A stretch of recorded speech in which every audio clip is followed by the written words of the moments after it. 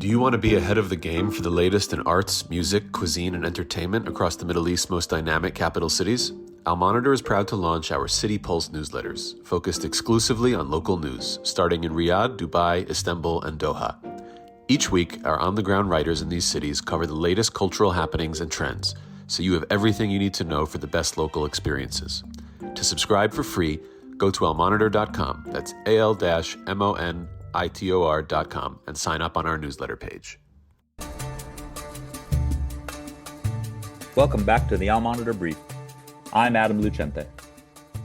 Hamas is in the process of carrying out a violent crackdown in Gaza, targeting rival militias and those it claims to have collaborated with Israel. In this episode, I'll take you through the latest details surrounding Hamas's actions, the reactions from the Palestinian Authority and the U.S., and what it means for the future of the ceasefire deal. Hope you enjoy. Hamas's Sehem, or Arrow unit, which handles internal security, announced on Wednesday that they had neutralized a member of Yasser Abu Shabab's militia, a rival group that operates in southern Gaza's Rafah. The unit added in posts on Telegram that at least 10 alleged collaborators with Israel had surrendered and called on others to do the same, among other incidents. Clashes between Hamas and other armed groups in Gaza began late last week, shortly after U.S. President Donald Trump announced the deal to end the war. The BBC reported that Hamas deployed 7,000 fighters to Gaza City on Saturday in a bid to establish control of areas recently vacated by Israeli forces.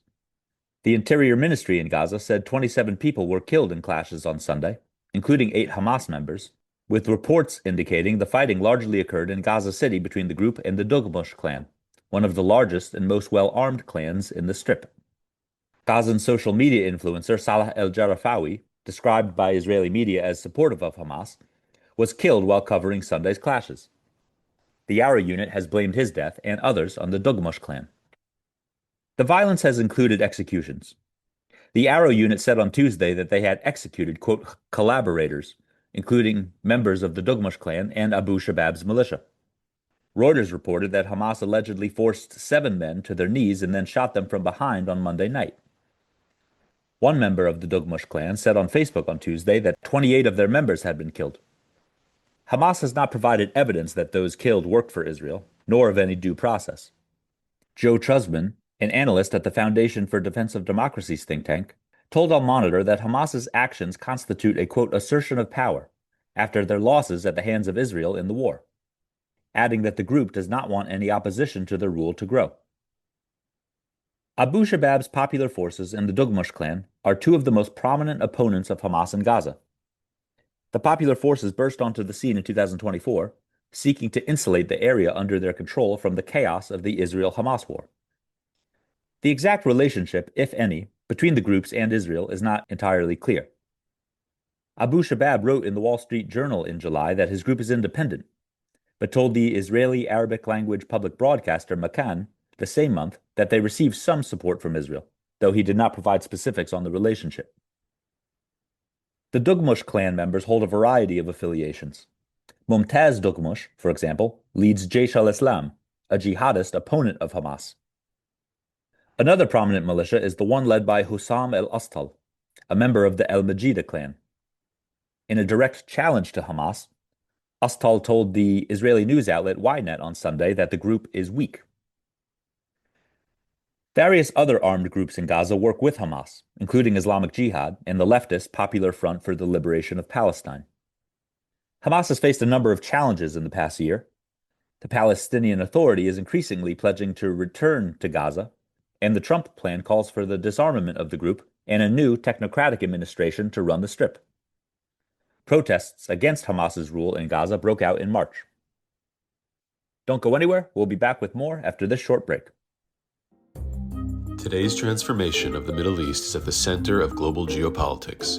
Whether you're an analyst, diplomat, executive, or academic, you need the best reporting and analysis to understand what's really happening on the ground and what it means for the world.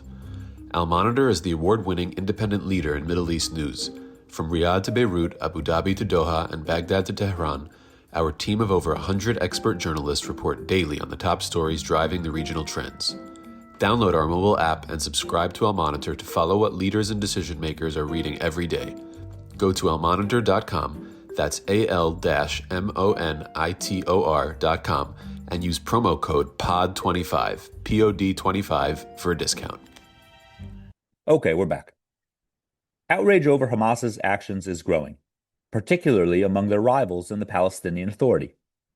The office of Palestinian President Mahmoud Abbas issued a statement late Tuesday, strongly condemning what it called, quote, field executions by Hamas. A spokesperson for the PA's security forces told Al Arabiya on Sunday that Hamas is, quote, laying the groundwork for a civil war in Gaza. It's worth noting that Hamas first came to power in Gaza following an armed conflict with the Fatah faction, which leads the Palestinian Authority, in 2007. The U.S. military's Central Command called on Hamas to, quote, immediately stop the violence on Wednesday. For his part, Trump has been more reserved, telling CNN on Wednesday that Hamas is, quote, clearing out the gangs. When pressed on reports Hamas is targeting innocents, the president said he is researching the issue. The escalating violence in Gaza poses a number of challenges as the U.S. and the region seek to put an end to the Israel-Hamas conflict. The deal has recently hit a snag due to Hamas's failure to turn over the bodies of all the deceased Israeli hostages in Gaza. The group said on Wednesday they are making, quote, significant efforts to locate the remains. Trump told CNN that Israel will, quote, knock the crap out of Hamas should the group fail to abide by the ceasefire terms. Disarming Hamas could be the most challenging aspect of the plan. Truzman said the disarmament will be difficult, given the number of proxies operating under Hamas's command in Gaza. If Hamas is to be disarmed, he said, you have to disarm the other groups. Thanks for listening to the Al Monitor Brief. Be sure to follow Al Monitor for more on the stories impacting the Middle East. Until next time, I'm Adam Lucente.